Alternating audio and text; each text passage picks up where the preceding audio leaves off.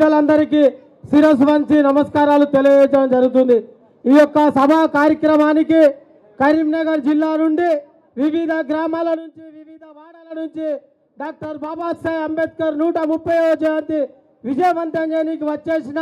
బడుగు బలహీన వర్గాలు ఎస్సీ ఎస్టీ బీసీ మైనార్టీలు ఓబీసీలందరికీ శిరస్సు వంచి నమస్కారాలు తెలియజేస్తూ ఈ సందర్భంగా డాక్టర్ బాబాసాహెబ్ అంబేద్కర్ జయంతి మనం ఇంత గొప్పగా జరుపుకుంటున్నామంటే మహానుభావుడు డాక్టర్ బాబాసాహెబ్ అంబేద్కర్ బడుగు బలహీన వర్గాల నాయకుడు కాదు, మహిళల కోసం, కార్మికుల కోసం, కర్షకుల కోసం ఈ దేశంలో ఉన్న పుట్టే బిడ్డ నుంచి చనిపోయే ముసలమ్మ దాకా చట్టాన్ని రూపకల్పన చేసి ఈ దేశంలో ప్రపంచ దేశాలన్నిటికంటే భారతదేశం యొక్క రాజ్యాంగాన్ని ఇంత పొందుపరిచిన మహానుభావుడు మనము లేకపోతే మన బతుకులు మన పరిస్థితులు ఏ రకంగా ఉండేవో ఒక్కసారి మనం నెవరు వేసుకోవాల్సిన అవసరం ఉంది। అదే సందర్భంగా డాక్టర్ బాబాసాహెబ్ అంబేద్కర్ గురువు అయిన జ్యోతిరావు పూలే గారు మరియు బాబు జగజీవన్ రావు గారు మహానుభావుల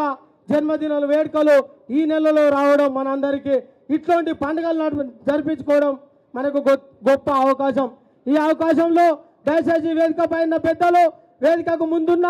మన బడుగు బలహీన వర్గాల నాయకులు మన సభలను మనం ఒక నిబద్ధతతో ఒక క్రమ పద్ధతిలో నడుపుకోనికి ప్రభుత్వం ఎన్నో రకాల ఏర్పాట్లు చేసినా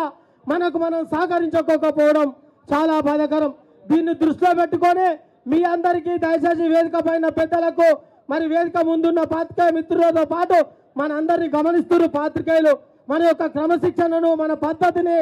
బాబాసాహెబ్ అంబేద్కర్ను చూస్తూ బాబాసాహెబ్ అంబేద్కర్ డ్రెస్ కోడ్ కానీ బాబాసాహెబ్ అంబేద్కర్ ఏ పద్ధతులు ఉన్నాడో మనం ఆలోచించుకోవాల్సిన అవసరం ఉంది, ఆ పద్ధతిలో ఉండవలసిన అవసరం ఉంది అని చెప్పి తెలియజేస్తూ 2-3 అంశాలు మన యొక్క చైర్మన్ గారి దృష్టికి చేయడం జరుగుతుంది। అన్న చైర్మన్ గారు గత ప్రభుత్వంలో గత 20-30 ఏళ్ళకెళ్ళి కరీంనగర్ జిల్లాలో మమతా థియేటర్ వెనుక మరి దళిత బడుగు బలహీన వర్గాలకు సంబంధించిన అంబేద్కర్ భూ కబ్జాలో ఉంది అన్న, ఆ భూ కబ్జాకు సంబంధించిన వారి పైన తగిన చర్యలు తీసుకొని అక్కడ మినీ ఫంక్షన్ హాల్ ఏర్పాటు చేపిస్తే బడుగు బలహీన వర్గాలకు ఎంతో ఉపయోగపడుతుంది కాబట్టి దానిపైన దృష్టి పెట్టి మమతా థియేటర్ వెనుక ఉన్న అంబేద్కర్ స్థలాన్ని కబ్జాలో ఉంది, దాని మీద మా చైర్మన్ గారు మా ఎమ్మెల్యే గారు దీని మీద తప్పకుండా ఒక ఆలోచన చేయవలసిందిగా మా మేడిపల్లి సత్యన్న గారికి విజ్ఞప్తి చేయడం జరుగుతుంది। అదే రకంగా నిన్న మొన్న ఇంటర్మీడియట్ 10th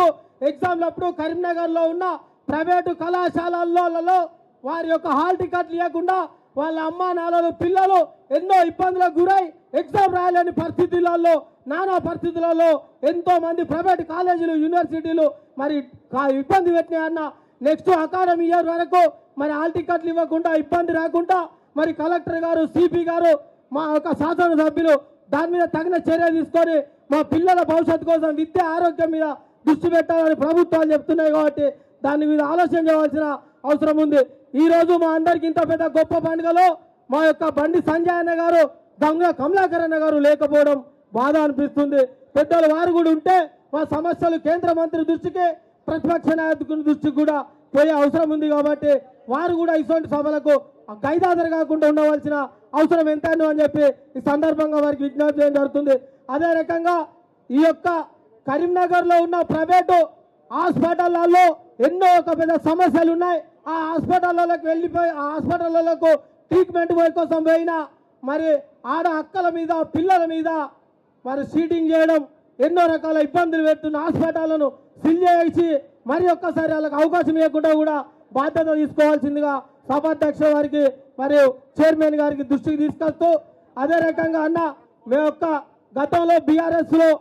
ప్రభుత్వం 10 ఏళ్ళు ఉన్నప్పుడు బడుగు బలహీన వర్గాల సర్పంచులుగా మేమందరం ఎంతో ఇబ్బంది పడ్డామన్నా కొద్దిగా మా ఎస్సీ ఎస్టీ సర్పంచ్లకు దయచేసి మా పాత పెండింగ్ బిల్లులు ఇప్పిస్తూ మమ్మల్ని ఎంతైనా ఆశీర్వదించవలసిన అవసరం ఉందని చెప్పి చైర్మన్ గారికి తెలియజేస్తూ మా పెద్దలు సమయం సబ్జెక్టుగా మాట్లాడుతున్నానా। జై భీమ్, జై అంబేద్కర్।